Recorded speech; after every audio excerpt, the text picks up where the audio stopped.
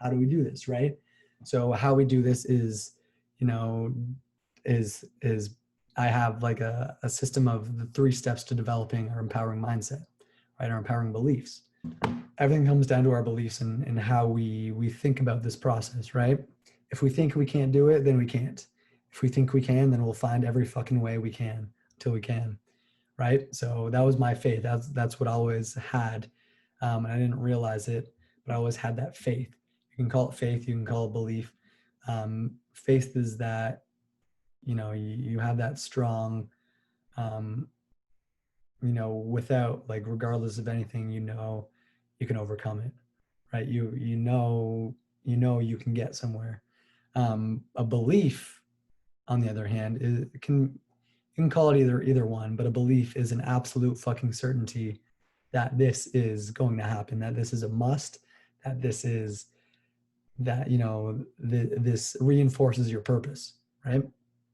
So beliefs reinforce our purpose, and then once we have that meaning creates our motion, and then emotion creates our life, right? So that's why I always go back to, like, you know, our passion is what gets us into the highest quality emotions, feelings, states, and states, right? So, you know, if we stick to that, that creates our life. The more we do that, the more that actually creates our life, right? If that's only a quarter of our life, then that's only going to be a quarter of our life, and then everything else is going to outweigh that. If we at least have 51% of living our passion, then, you know, our passion is going to outweigh anything else, right? And that's where I'm living too. And this is the way to, so how everyone, including yourselves, can do that too. So having those beliefs, tapping into the beneficial potential with extreme certainty, you know, gaining that certainty, more and more certainty, and until you have extreme, like, more and more certainty, you have extreme certainty and absolute certainty that, you know, your passion can outweigh this, that you can overcome chronic pain, that you can, you know, immediately change your actions, reactions, your state, and your body when, you know, so your pain won't affect you. Your passion will affect you more than your pain, right? Your purpose will affect you more than your pain. So being able to do that, getting results in advance in the mind, reinforces that, right? Like, I always had faith that I was going to overcome this. So that gave me the somewhat of a vague result in our mind where, you know, now we have this belief, and then of course where focus goes, our energy flows. If we believe we can't do something, like I said, you know, things can eventually become self-fulfilling prophecies if you're committed to them, whether that be consciously or unconsciously or subconsciously. And you know, it creates that cognitive understanding. It links that purpose, right? It links everything together. Because let's say if you have a strong purpose but you don't believe you can do it, then that is that great disconnect, right? That is that great disconnect from that mind, our heart and our soul, where it doesn't become fulfilled, right? It's not real. Get us to mastery quicker, right? Get us to a mastery in a much more effective and efficient way. That's a fucking empowering belief, right? So the idea is to get rid of those limiting beliefs and put in those empowering beliefs. And then we go to vision and momentum. Vision and momentum is basically seeing ourselves there, right? If we believe, you know, or if we, you know, if we believe, like I said, I used to believe, I have that faith of things will get better, but I didn't really know what that really looked like, right? So then thinking back to, like, like, I have this passion, like I'm so passionate about this. What if I was passionate about that in more areas of my life? How would that look in more areas of my life? And then I envisioned that, and I was like, that is my vision. And getting that vision, you know, you start where you are, you model after something, and modeling after something or someone, like how I modeled after the ideal states, emotions, feelings of what I was truly passionate about, right? Of, you know, the top thing that I was passionate about, skateboarding. how I can bring that to other areas. That was me modeling.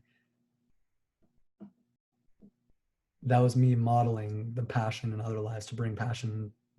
I mean, that was me modeling my passion in one area to bring passion to other areas of my life, right? Um, and that would be like the results for my passion, as I mentioned. And then just seeing our potential, stepping into that potential. What are we capable of? What are human beings capable of? Not necessarily, we think of what is possible, and it's less of what we see. A lot of people think like, I need to see it to believe it. No, you need to believe it to see it. So being able to believe it to see it gets us, if we have to envision that, right? If we don't believe that's possible, we're not going to envision it, right? So being able to believe to then vision, like have that vision for it and see that, that's where we can see that potential and what all human beings are capable of, including yourself. And just realizing that complexity is the enemy of simplicity, and that simplicity is on the other side of complexity. And that's what, instead of being overwhelmed and paralyzing ourselves, that's when we can get momentum. And so getting momentum, even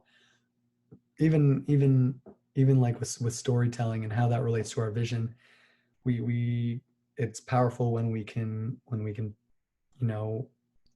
rewrite our story and write how we want. Like, we tell our story how we want to, or we tell our story, we can shape how we tell our story, and then we can write the rest of our story, right? So we start where we want to, we start where we are, sorry. We just start, right? We start, we get that storytelling aspect of what does my past mean for me? And as long as if we have those empowering beliefs, and we can attach those empowering beliefs to, we can attach our story to those empowering beliefs and how that led to this moment and to our future, right? And then also, even just putting ourselves in that state, being influenced, right? And whether it be negative or positive, seeing how that affects us, and not letting that hold us back, but letting that drive us, right? So that comes into purpose, right? You can be passionate about something bad in your life, but the purpose for that passion being bad in your life is to find a solution, or do something about it, do something progressive and positive about it, right? The purpose for that happening in our life is not so it can hold us down, unless that's what we believe that it will be for. But we get to choose our purpose for that. So obviously you can choose your purpose for, the things that affect your life, and use that to drive us, right? Whether that be getting angry about it, getting happy about the potential, getting happy about our why our ideal states, emotions, and feelings are in our life in the first place, right? What that kind of produces in us, right? And that made me think about how I can do this more, how I can bring this in more. And then we go into the strategies. So as you notice in this, it's this is how, strategies are the last thing, right? So like I took, my ideal states, feelings and emotions from skateboarding, and I put that into other strategies and other actions in my life, such as exercise. And that goes into, that's what I'm saying. Now you put in what you're actually doing, right?